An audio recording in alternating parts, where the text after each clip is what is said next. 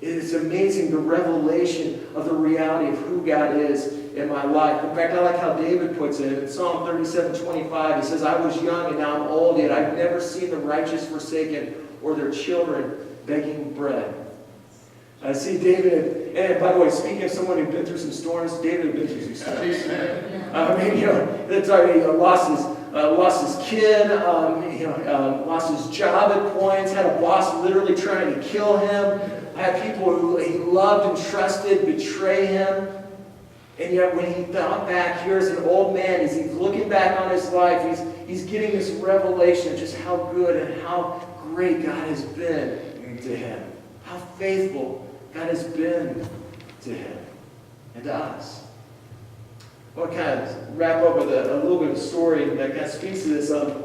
And sorry, Jeremy, in advance. This involves a Chicago Bears player.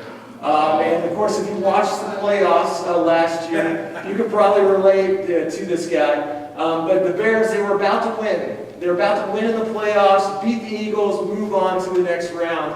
All they had to do was kick this, I think it was like a 35-yard field goal. And so Cody Parkney is his name, and he gets up there and to kick what seemed like it was going to be a gimme. And so he gets there, and he winds up, and the kick is off, and it sails right to the left. Hits the left goal post, and then bounces off of that, and then you think it's going to actually bounce over still, but then hits the bottom goal post, and it bounces out. And everyone's infuriated. They're so mad. They're booing him off the field like, you stink, you're terrible. Man, anybody could do this. Well, now what's interesting, so a couple days after this, and again, he's just getting blasted. Like, he's terrible, the worst kicker in the world.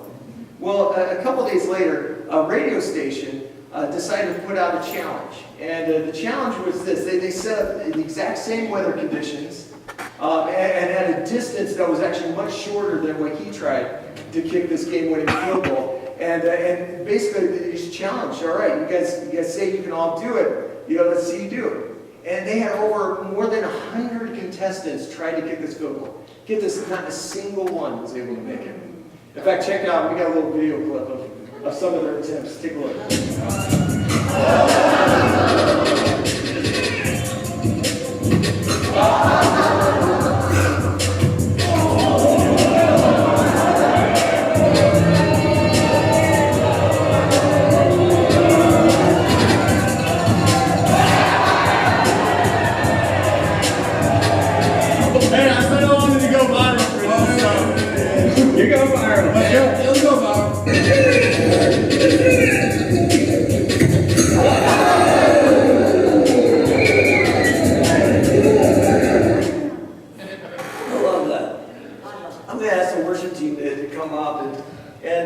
I like that because the reality is that they didn't really realize just how good of a kicker he was until after the fact.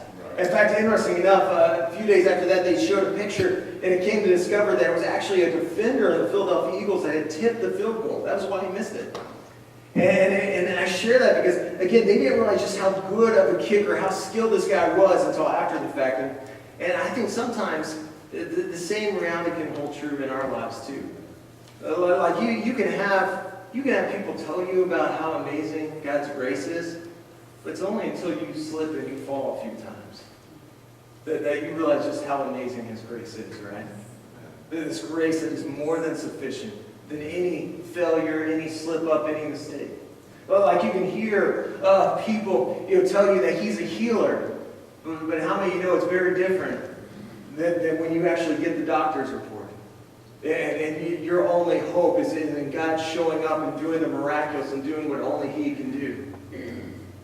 Again, it's very different. Like you can take somebody's word for it. You can read the Bible about how faithful God is in our lives, how He sticks closer than a brother. But it's only until some people leave you that you thought would never leave you that you realize just how close He is in your life, just how present He is in your life. Not just through the good times, but especially in the bad times. See, I put it this way, is that there's some praises that can only be released on the other side of a storm. There's some praises. There's some revelations of just how good and how great our God is. That's all I found on the other side of the storm. And yet, and my encouragement to you in the midst of that is again, I realize that can be,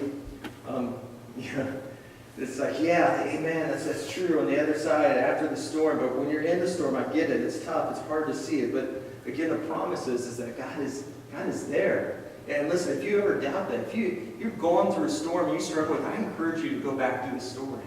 And again, remind yourself of this God who's with you every single step of the way through the entire timeline of your turbulence. Remind yourself of the reality of a God who's with you before. He's praying the prayers that when you're in the moment you struggle to pray yourself, praying the right prayers for you, covering you in prayers, interceding with you in prayer. He's with you in the middle of the storm. He's present even when you can't see him. Listen, he may be out of your sight, but you're never out of his. And after the storm, listen, I wonder how many of us, speaking of growing and stretching our faith, maybe you come in here and you're just doubting and you're struggling. Man, I can't encourage you enough. Take a moment, even as we sing this one last worship song, to just remember and reflect on what he's done. Because when you look back to the times he picked you up. You look back to the times he redeemed you. He saved you. He pulled you out of a situation, a storm. You thought there was no way out. How can you not find your faith built up? How can you not be reminded of the goodness and the greatness of our God, who even when maybe you struggle to believe in him, he never stopped believing in you. Even when you gave up on him, he never, ever gives up on you. That's the message of the gospel. That's the message of our God. I want to pray for you tonight. We're just going to